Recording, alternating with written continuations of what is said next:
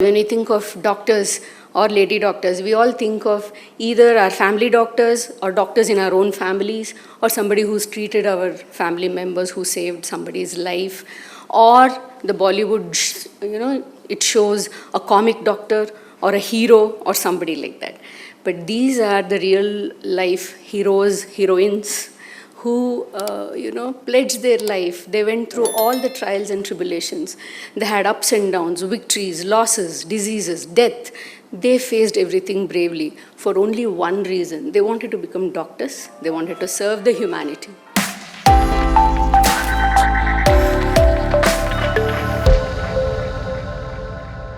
Good evening, everyone. Thank you, Mohitji. And after listening to the story of Dr. Seema going on to the war, I have come here to talk to you about the first lady doctors of India. And the author is Kavitha Rao. I was talking to many of my friends and they said, they've followed her and, I too have seen her work. And she got interested to write about lady doctors. And I happened to hold this book because of Manu S. Pillai. He had written a review on this book, so it made me interested, and I took up this case. And Kavitha Rao says, in her own words, she says, the fact is that the fight over who the first Indian doctor or the women doctor was and is, which is a pointless one, as they were all pioneers. And she gives a whole list of doctors who came, first and second and third. And then she also says it is hard to pinpoint who came first. In any case, we would do better to focus on the unique lives and achievements of each doctor who finds mention in this book. So this is a story of many, many doctors where probably I wouldn't have the luxury of time to go in detail about everyone, even though I would love to take all the evening to talk about them. So probably I will talk about one or two which has really made a difference to my thoughts. First of all, when we think of doctors or lady doctors, we all think of either our family doctors or doctors in our own families or somebody who's treated our family members, who saved somebody's life, or the Bollywood, it shows a comic doctor or a hero or somebody like that. But these are the real life heroes, heroines who, pledged their life. They went through all the trials and tribulations. They had ups and downs, victories, losses, diseases, death. They faced everything bravely for only one reason. They wanted to become doctors. They wanted to serve the humanity. That was the main motto of doctors. Even now, that is the motto which all of us are expected to have, but somewhere it's got a bit diluted here and there. So she speaks about one Dr. Anandibai Joshi, and even our Google agrees that she was the first lady doctor of India. She was born as Yamuna, and at the age of 11, married to a 30-year-old man, Gopal Rao Joshi, who was a maverick, and he was a control freak. And he named her Anandibai, the joy of my heart. But to the contrary, he used to beat her up, which was not very unusual those days, but the reason was unusual. He wanted her to study, not to do housework. And she was an intelligent girl, so she studied. But those days, in 1860, girls could not do beyond matriculation. There were no colleges to allow Hindu women, Hindu young girls into their colleges. So Gopal Rao Joshi, he shifted to Mumbai, and then he put her into a Christian missionary school. She was happy, but she was not happy to read Bible. But still, he coaxed her to read. She did well in her Christian classes, English, history, everything. But the only thing was that the missionary wanted them to convert to Christianity, which as, elite Brahmin class, they didn't want to do it. So they shifted to Calcutta. The scene was not different. So Anandibai thought, this is not going to help her. She started to communicate with all the missionaries across India and the world. She found Mr. and Mrs. Carpenter in United States who were ready to sponsor her, partly, to come to United States to study medicine. She coaxed her husband, left him, and then she crossed Kalapani, traveled for 60 days on sea, went to America. There, she took Mrs. Carpenter's help, joined Women's Medical College, Pennsylvania. Now it's called Dexter's University, and she completed her medicine. Back at home, Joshi was very, he was very jittery. He thought his wife is having all the freedom and she's having all the fun. So he went to US to, babysit her.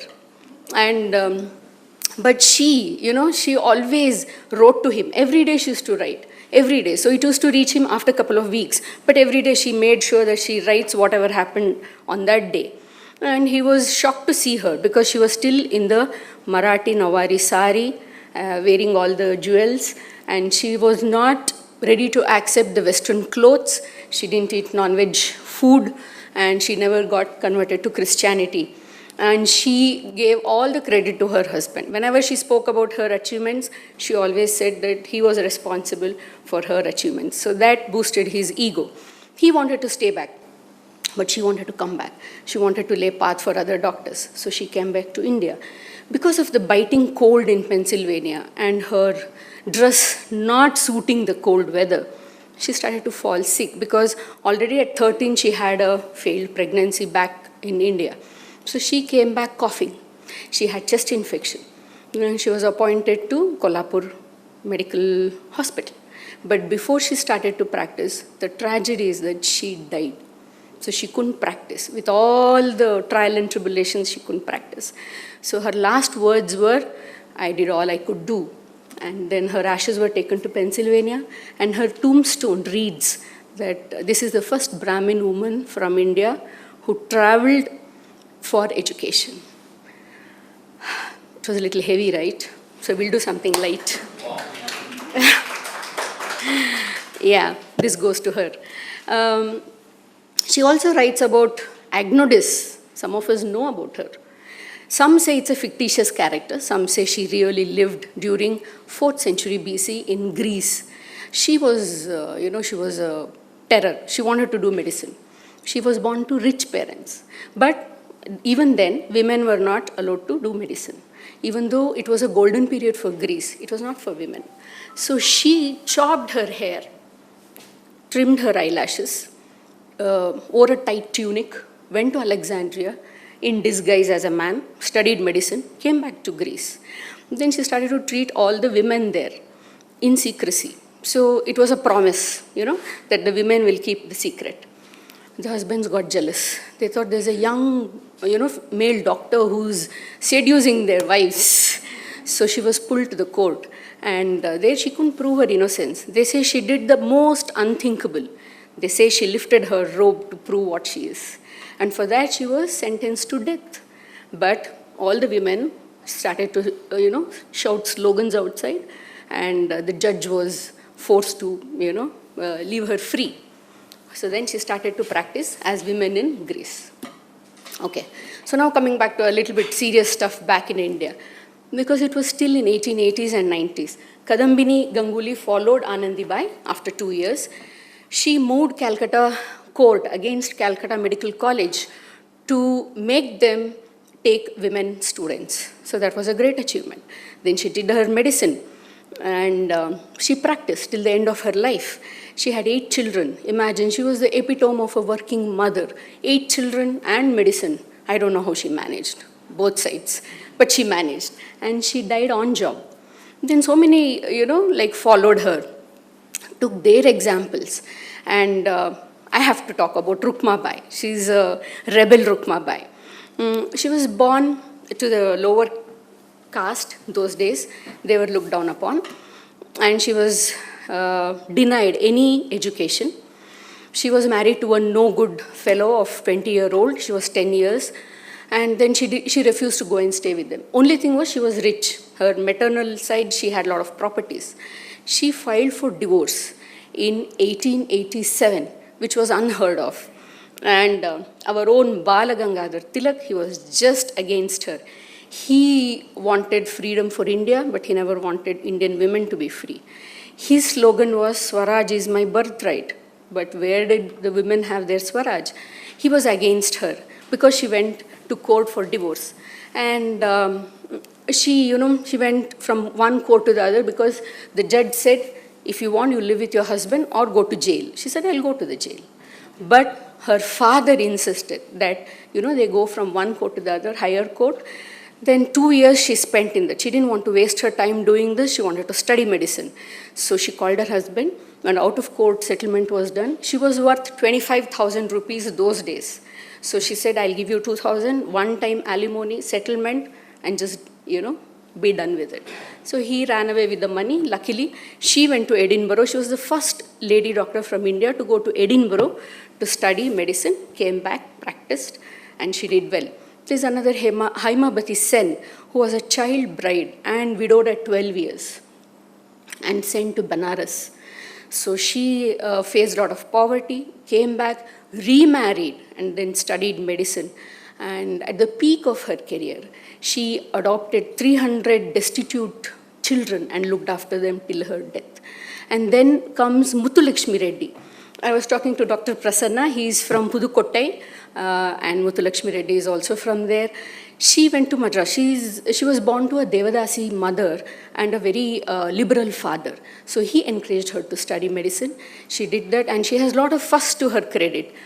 She established Adyar Cancer Hospital, then Prince of Wales Children's Hospital. She got Padma Bhushan, and her name was inscribed, no Mohit, please.